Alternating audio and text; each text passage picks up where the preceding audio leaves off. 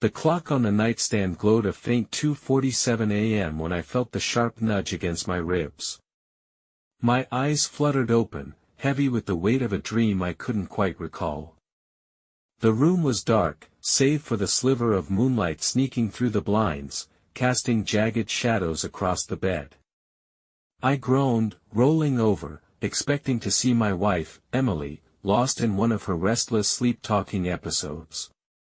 Instead, her face hovered inches from mine, wide-eyed and pale, her breath uneven.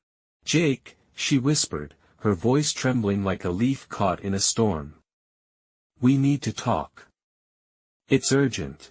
I sat up, rubbing the sleep from my eyes, my heart thudding faster than it should have at that hour. Emily wasn't the type to wake me unless something was seriously wrong. The last time she'd done this was 3 years ago, when her mother had a stroke. I could still hear the crack in her voice then, the same crack I heard now. "What's going on?" I asked, fumbling for the lamp switch. The soft yellow light flooded the room, and I saw her fully, disheveled hair, a thin sheen of sweat on her forehead, and her hands twisting the hem of her nightshirt like she was trying to wring out her nerves.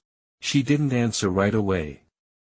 Instead, she slid out of bed and padded barefoot to the window, peering through the blinds as if expecting something, or someone, to be out there. The silence stretched thin, and my stomach twisted. "You're freaking me out." "What's wrong?"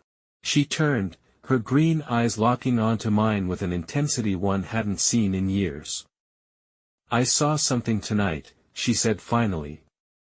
"Something I wasn't supposed to see." I frowned, swinging my legs over the edge of the bed. "What do you mean? Like a dream?" "No, Jake.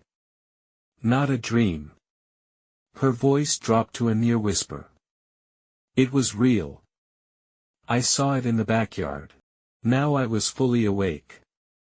Our house sat on the edge of a quiet suburb, the kind where the most exciting thing was Mrs. Henderson's yappy terrier escaping its leash.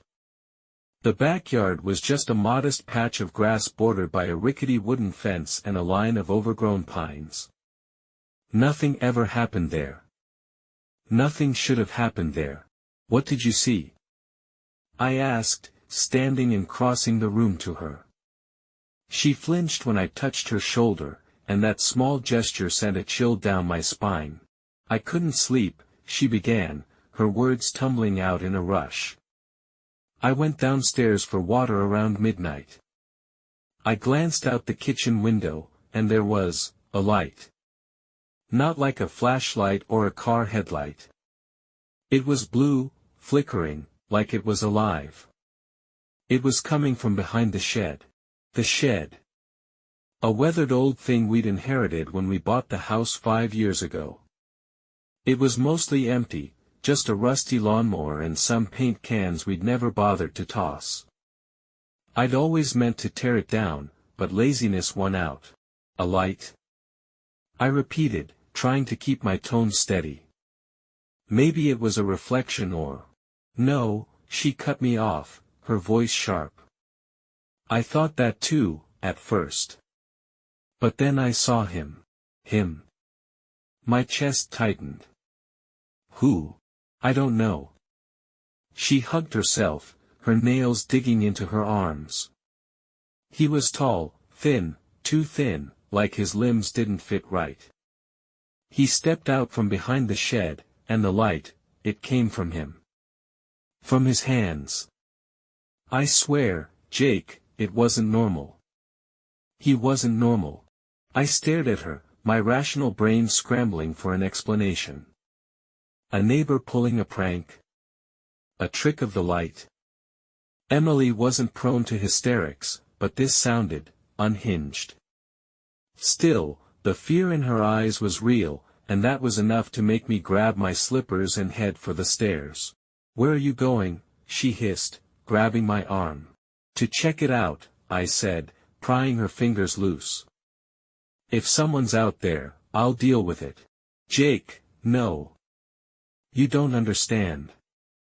He looked at me. "Through the window. Like he knew I was watching.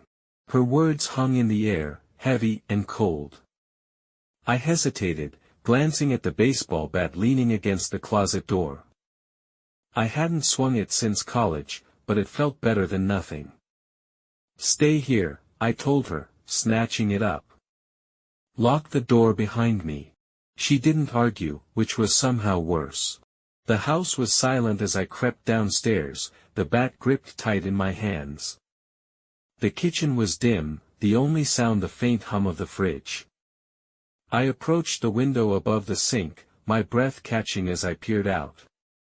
The backyard stretched out in the moonlight, empty. No flickering blue light, no tall, thin figure. Just the shed, squat and ordinary, its peeling paint glowing faintly silver. I exhaled, tension easing from my shoulders. Maybe she'd dreamed it after all. Stress had been high lately, her new job, the endless house repairs. I turned to head back upstairs when something caught my eye.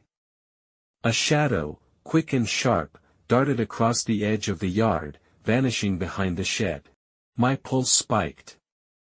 I gripped the bat tighter and stepped onto the back porch, the cold night air biting at my skin. "Who's there?" I called, my voice louder than I intended. No answer, just the rustle of pine needles in the breeze.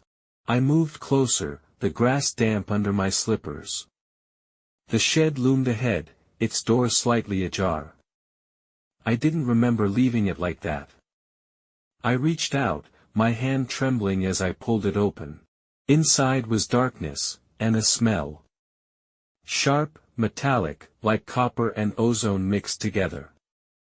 I fumbled for my phone, switching on the flashlight. The beam swept across the shed's interior, illuminating the lawnmower, the paint cans, and something else. Scratched into the wooden wall were symbols, jagged, angular lines that didn't look like any language I knew.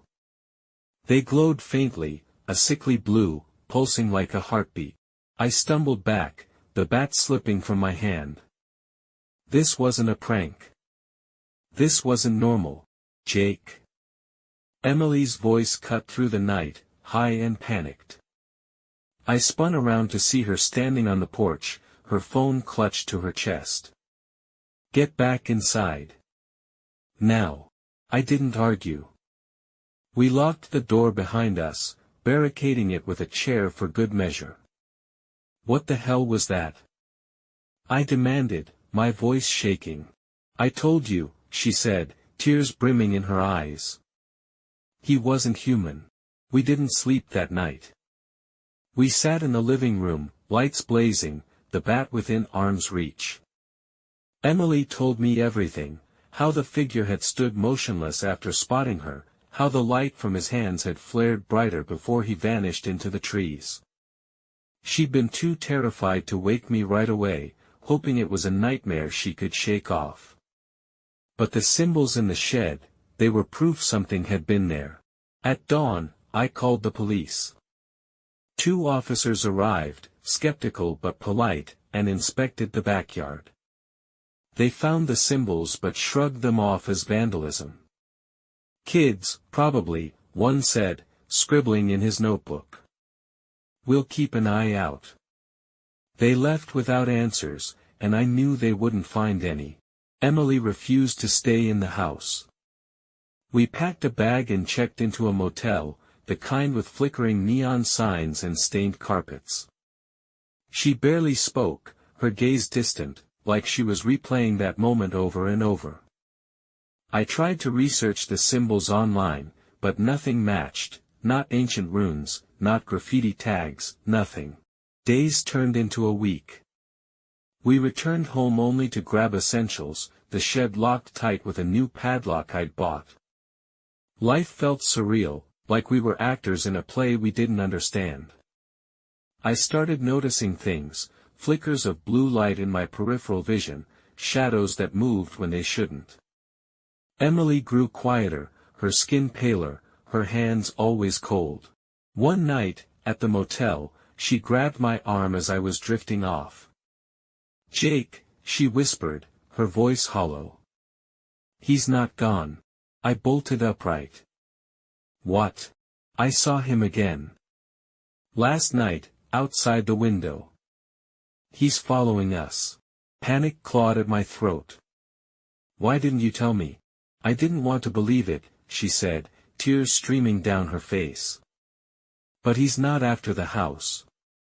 He's after me. I didn't know what to say. We couldn't keep running, but staying felt like a death sentence. We'll figure this out, I promised, though I had no idea how. The next morning, I drove to the library, desperate for answers. I dug through old town records, anything that might explain what we'd seen. Hours later, I found it, a crumbling newspaper article from 1973. A local man, Elias Crane, had vanished after claiming he'd been chosen by lights in the woods. Witnesses described him as tall, unnaturally thin, with glowing hands. The article called it a delusion, but the description matched Emily's too perfectly. I raced back to the motel, my mind reeling. Elias Crane. Was he, or whatever he'd become, back? And why Emily? She wasn't in the room when I arrived. The bed was unmade, her shoes gone. A note sat on the pillow, "I'm sorry, Jake. I have to end this." I tore out of the motel, speeding home. The house was dark when I arrived, the back door wide open. I grabbed the bat and ran to the shed, my heart pounding. The padlock was broken, the door ajar. Inside, the symbols glowed brighter than ever, and there, in the center, stood Emily. But it wasn't just her. A figure loomed behind her, tall, thin, its limbs bent at impossible angles. Its hands pulsed with blue light, and its face, it had no eyes, just smooth, pale skin where they should have been. Emily turned to me, her expression calm, almost serene. Get away from it." I shouted, raising the bat. "No, Jake," she said softly. "He's been calling me." I didn't understand at first, but I do now. "What are you talking about?" I stepped forward, but the figure raised a hand, and an invisible force shoved me back. "He's not here to hurt us," she said. "He's lost. He needs someone to take his place. That's why he came to me. Take his place." I choked out. "Emily, this is insane." She smiled, a tear slipping down her cheek. "I love you, Jake. But I can't let him keep searching. It ends with me." Before I could stop her, she reached out and touched the figure's glowing hand. The light flared, blinding me, and when it faded, they were both gone.